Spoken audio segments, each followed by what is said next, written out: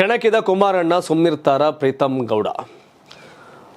ಪ್ರಜ್ವಲ್ ರೇವಣ್ಣ ಪರವಾಗಿ ಪ್ರಚಾರ ಮಾಡ್ತಾ ಇದ್ರು ಕುಮಾರಣ್ಣ. ಈ ಟೈಮಲ್ಲಿ ಮಾತಾಡಿ ನಾವು ಸಾಮಾನ್ಯ ಕಾರ್ಯಕರ್ತರನ್ನ ತಂದು ಹಾಸನಲ್ಲಿ ನಿಲ್ಲಿಸಿ ಸೋಲ್ಸಿದ್ದೀವಿ, ಅಲ್ಲ ಗೆಲ್ಸ್ಕೊಂಡಿದ್ದೀವಿ ಸಾಮಾನ್ಯ ಕಾರ್ಯಕರ್ತನನ್ನ ಅಂತ ಹೇಳೋದ್ರ ಮೂಲಕ ಪ್ರೀತಮ್ನ ಸೋಲ್ಸಿದ್ದೀವಿ ಅನ್ನೋ ಹಳೇ ಗಾಯವನ್ನು ಮತ್ತೆ ಕೆರೆದಿದ್ದಾರೆ.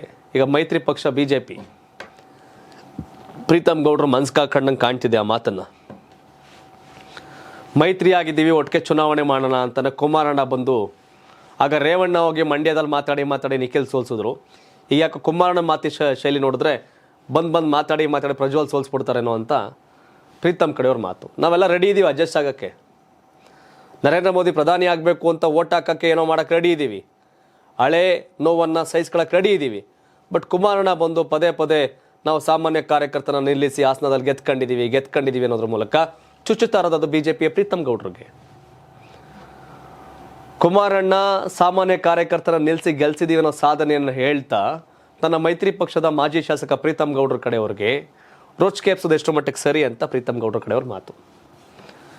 ಯಾಕೆ ಈ ವಿಷಯ ಹೇಳ್ತಾ ಇದ್ದೀನಿ ಅಂತಂದರೆ, ಪ್ರೀತಮ್ ಗೌಡ್ರು ಇನ್ನೂ ಕೂಡ ಇಡೀ ದೇಶ ರಾಜ್ಯದಲ್ಲಿ ಮೈತ್ರಿಕತೆ ಎಲ್ಲ ಒಪ್ಕೊಂಡಿದ್ರು ನರೇಂದ್ರ ಮೋದಿ. ಪ್ರೀತಮ್ ಗೌಡ್ರು ಮಾತ್ರ ಹಾಸನದಲ್ಲಿ ಮೈತ್ರಿಯನ್ನು ಒಪ್ಕೊಂಡಿಲ್ಲ. ಸೈಲೆಂಟಾಗಿ ಒಂದಷ್ಟು ಕಾರ್ಯತಂತ್ರಗಳನ್ನ ರೂಪಿಸ್ತಾ ಇದ್ದಾರೆ. ಹಳೆದನ್ನೆಲ್ಲ ಮರೆತು ಬಾರಣ್ಣ ಬನ್ನಿ ಪ್ರೀತಮ್ ಗೌಡ್ರೆ ಅಂತ ಕುಮಾರಣ್ಣ ಕರೆದ್ರೆ ಅಲ್ಲ ಕರೆದಿರ್ ಪಾಪ ನನ್ನ ತಮ್ಮ ಇದ್ದಂಗೆ ಅವೆಲ್ಲ ಏನು ಅಂತ ಅಷ್ಟೆಲ್ಲ ಮಾತಾಡಿದಂಥ ಕುಮಾರಣ್ಣ ಈಗ ಯಾಕೆ ಮತ್ತೆ ಹಳೇದು ಕೆರಿತಾವ್ರೆ ಅಂತ ಹಳೇದು ಯಾಕೆ ನೆನಪು ಮಾಡ್ತಾರೆ, ಹಳೆ ಗಾಯನ ಯಾಕೆ ಕೆರಿತಾವ್ರೆ ಅನ್ನೋದು ಪ್ರೀತಮ್ ಗೌಡ್ರ ಕಡೆಯವ್ರ ಮಾತು. ಬಟ್ ಪ್ರಜ್ವಲ್ ರೇವಣ್ಣ ಅವ್ರನ್ನ ಸೋಲ್ಗೆ ಕುಮಾರಣ್ಣ ಅವರ ಈ ಹೇಳಿಕೆ ಕಾರಣ ಆಗಬಾರ್ದು ಅನ್ನೋದು ಪ್ರೀತಮ್ ಕಡೆಯವ್ರ ಹೇಳಿಕೆ. ಸಾಕು ಕಳೆವೆಲ್ಲ ಮರ್ತ್ಬಿಡೋಣ, ವಿರೋಧಿಗಳಾಗಿದ್ವಿ, ಹೊಡೆದಾಡಿದ್ವಿ, ಗಾಯ ಆಗೈತೆ, ಈ ಮೈತ್ರಿ ಸ್ನೇಹ ಬೆಳೆಸಿದ್ವಿ, ಆ ಗಾಯ ಮತ್ತೆ ಕೆರಿಬಾರ್ದು, ವಾಸಿ ಆಗೋ ರೀತಿ ಮುಲಾಮ್ ಹಚ್ಚಬೇಕು, ಉಣ್ಣಾಗೋ ರೀತಿ ಕೆರಿಬಾರ್ದು ಅನ್ನೋದು BJP ಕಾರ್ಯಕರ್ತರ ಹಾಸನದವ್ರ ಮಾತು. ಬಟ್ ಪ್ರಜ್ವಲ್ಗೆ ಆತಂಕ ಇದೆ, ಚುನಾವಣೆ ಏನಾಗುತ್ತೋ ಎತ್ತೋ ಅಂತ. ಅದಕ್ಕೀಗ ಕುಮಾರಸ್ವಾಮಿ ಒಂದಷ್ಟು ಡಿಸ್ಟರ್ಬ್ ಮಾಡಿದ್ದಾರೆ, ಒಂದು ಹೇಳಿಕೆಯಿಂದ ಡಿಸ್ಟರ್ಬ್ ಆಗಿದ್ದಾರೆ ಪ್ರೀತಮ್ ಕಡೆಯವರು. ಹಾಗಾಗಿ ಸುದ್ದಿ.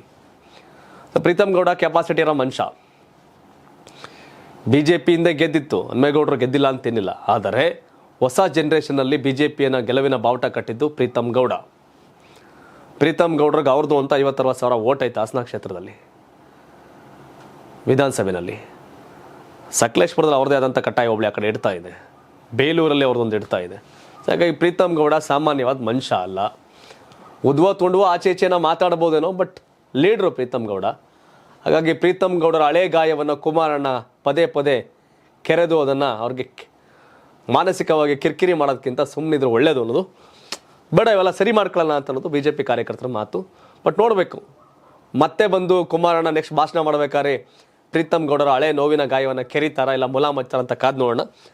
ನಿಮ್ಮ ಪ್ರಕಾರ ಹಾಸನ ಲೋಕಸಭಾ ಕ್ಷೇತ್ರ ಕಾಂಗ್ರೆಸ್ನ ಶ್ರೇಯಸ್ ಪಟೇಲ್ ಗೆಲ್ತಾರಾ ಅಥವಾ JDSನ ಪ್ರಜ್ವಲ್ ರೇವಣ್ಣ ಗೆಲ್ತಾರಾ?